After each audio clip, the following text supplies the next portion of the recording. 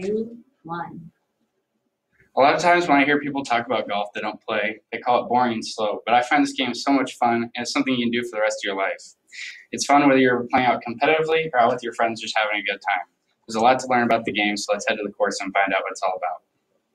First, at the clubhouse, we'll learn about some swings and grip techniques so that we are all good to go when we get on the course. Then on the front nine, we'll learn about scoring, and on the back nine, we'll learn about the history and evolution of the game. Now that we're at the clubhouse, we can learn about the grips and decide which ones we like best. The first grip we have here today, they're all taught to us by thoughtcode.com, is the overlapping grip. For this grip, I'll take my little finger of my trailing hand and put it in between the index and the middle finger of my lead hand. And for you right-handed golfers, your lead hand will always be your left, and for you lefties will be your right. And then the lifeline of your trailing hand should fit over the top of your lead hand thumb. Okay, on to the next grip. For this one, it's called the interlocking grip. Get them up here real quick. I'm going to take the little finger of my trailing hand again and intertwine it with the index finger of my lead hand, and again, the lifeline of my trailing hand should go over the lead hand thumb. Okay, on to my personal favorite, we'll finish with this one, is the 10-finger or the baseball grip. This grip's kept simple. It's sort of the perfect lead hand grip, and then you take your little finger again of the trailing hand and just place it close to the index finger, and you're good to go. Now that we've got our grips figured out and we decided which ones we like best, we can look at the swing of 4-time major champion Rory McIlroy.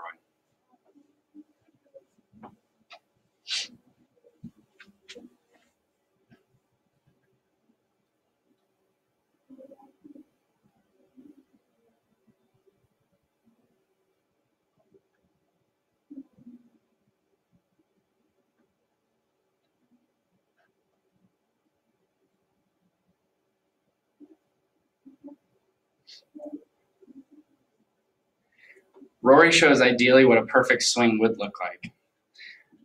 Now that we've got our technique figured out, we can head to the front nine and learn about scoring. In any other sport you've ever played, the goal is probably to score more than your opponent. In golf, it's different though. You want to score less.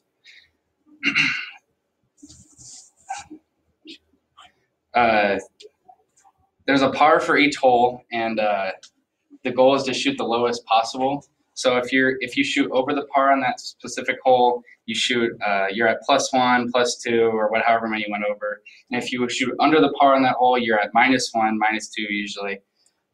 There's also the par for the entire course, which is usually 70 to 72. This is all the pars of the other holes added up. So like let's say, for example, you shot a 67 to finish this round. You would shoot a 5 under, which is actually a really good score. But let's say your partner shoots an 85. They would have shot a 13 over, which is still actually pretty good for most recreational golfers. Now, there's labels for each hole, like each score you score each hole. If you shoot a par, it's obviously called a par. If you shoot a birdie, it's -1. -2 would be an eagle, and -3 would be an albatross. Now, if you shoot 1 over on the hole, it's a bogey, 2 over, a double bogey, 3 over, a triple bogey, and so on. With the help of BBC Sport here, we can see the differing lengths of par holes. So par 3, there you're trying to get to the green on 1 shot, and then you have 2 putts. Par 4, you get 2, and then par 5, the other way here, you have 3, and all of them you're supposed to get around 2 putts. We've played a good round so far, and we're on to the back nine. The International Golf Federation gave me a good timetable to show here. And the origin of the modern game is usually traced back to Scotland in the 15th century. The first golf balls were known to be made with hard leather. In 1754, the Society of St. Andrews was formed, which is now known as the Golf Club of St. Andrews. Here they made the course 18 holes, which is the recognized game format for the ranked game today. In 1894, the golf reached the United States. The USGA was formed. The golf was in the Olympics in 1900. A Haskell ball was introduced. This game changed the game immensely as it could travel further than the old ball that was made of dried and boiled sap. This ball could also be mass-produced, which changed the popularity of the game. It surged. And the PGA was formed in 1901 and the LPGA in 1950. For the evolution of the clubs we have here, stainless steel shafts were accepted in 1929 and then were advanced into stainless steel woods right there. And materials such as graphite, titanium, and carbon fibers were introduced in 2000 to make clubs. Also, this past summer in the Olympics, golf was present for the first time in 112 years. Now we're back at the clubhouse, so we can recap the day and all we've learned. First, while we were here, we learned about grips and swing technique. And then on the front nine, we learned about scoring.